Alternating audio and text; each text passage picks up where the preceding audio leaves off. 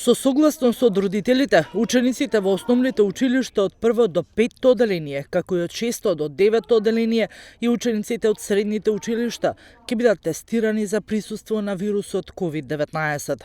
Во методологијата се опфатени околу 8200 деца, пропорционално дистрибуирани по општини според број на ученици. Планирано е скринингот да трае 5 дена и дневно да се тестираат по околу 1600 деца во самите училишта, каде што мобилните екипи ќе одат на терен и ќе го вршат тестирањето за време на часовите.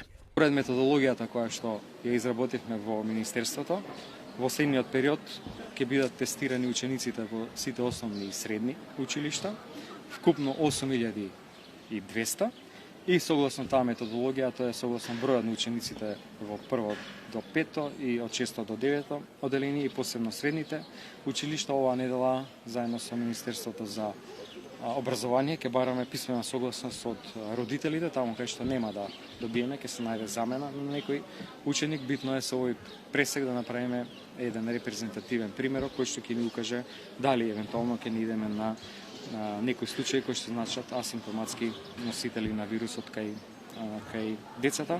Ќе се бираат учениците по случаен избор од регистарот на едневник и така ќе се пристапи кон барање на согласност од родителите.